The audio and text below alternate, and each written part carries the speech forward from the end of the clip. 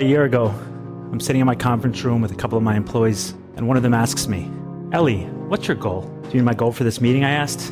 He says, "No, I'm talking about your 10-year goal." I looked him straight in the eye, and I said, "My number one goal is to never watch porn again." There is an addiction that does not look dangerous on the surface, but over time, it quietly destroys discipline, focus, and self-control. It does not leave visible scars. It does not create immediate consequences, and that is exactly why it spreads so easily. Because it hides behind privacy, convenience, and the illusion that it is harmless. But it is not harmless. It conditions your brain to seek instant reward without effort. It trains you to expect pleasure without discipline, stimulation without patience, and satisfaction without achievement. And the more you repeat that pattern, the more your mind adapts to it. This is where the damage begins. Because discipline is built on delayed gratification, it requires you to do what is difficult now for a reward later.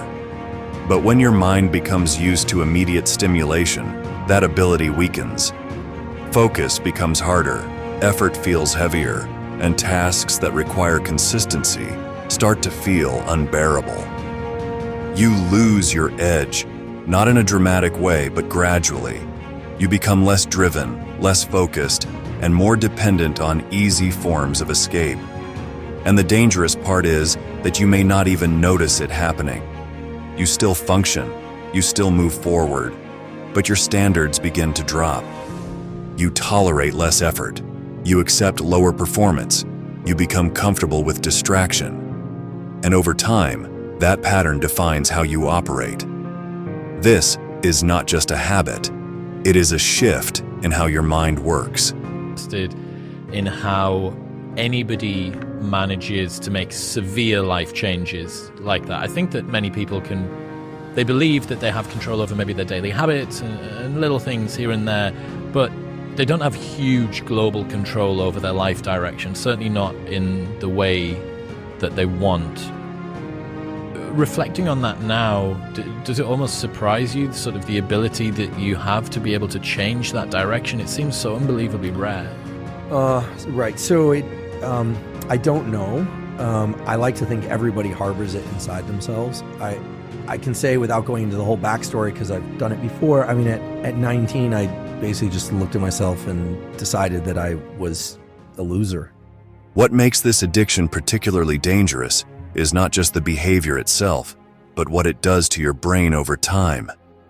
Andrew Huberman explains that your brain operates on reward systems that are shaped by dopamine, a chemical that reinforces behaviors by making them feel worth repeating. When you engage in activities that provide intense stimulation with little effort, your brain begins to recalibrate what it considers normal. This is where the problem escalates.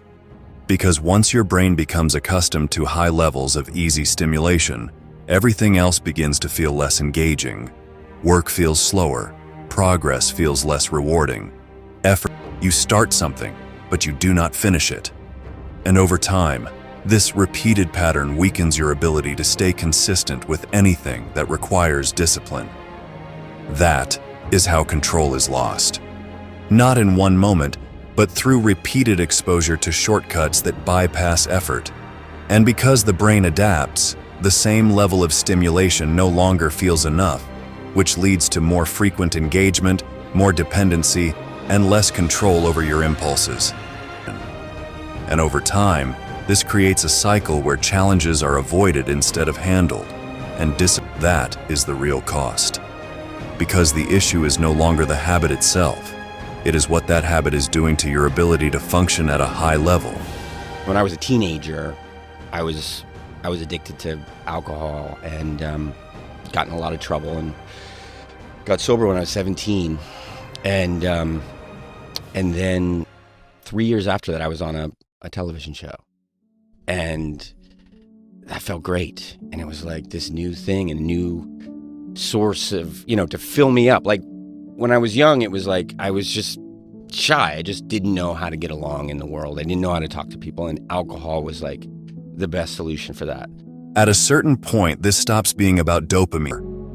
You begin to lose trust in your own decisions, because you have seen yourself break your own standards too many times. That is where the real damage is done. Because once self-trust is weakened, everything else becomes unstable. Your confidence becomes forced, your motivation becomes inconsistent, your ability to commit to long-term goals starts to fade, not because you lack ambition, but because you no longer fully believe in your ability to follow through. This is how identity shifts. Not through one major failure, but through repeated small compromises that slowly redefine who you are.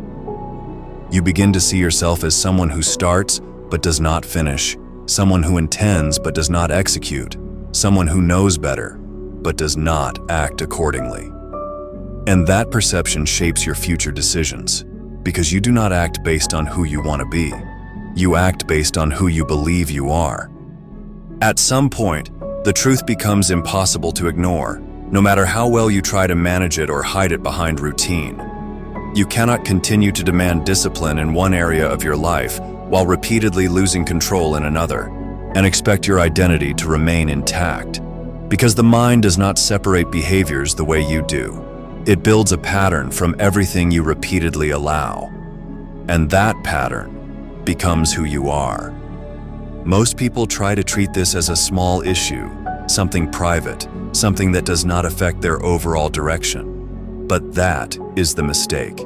Because anything that consistently weakens your ability to control yourself will eventually show up in every other area of your life.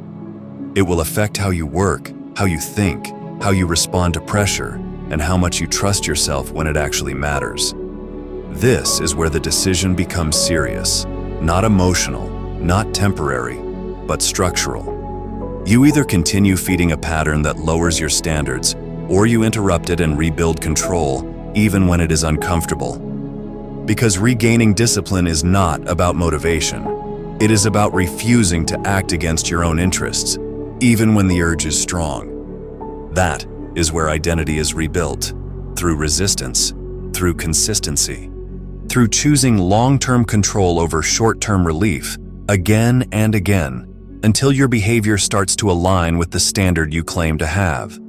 Because in the end, the question is not whether the habit feels good in the moment. It is whether it is making you weaker over time. And if it is, then the answer is simple. It has to go.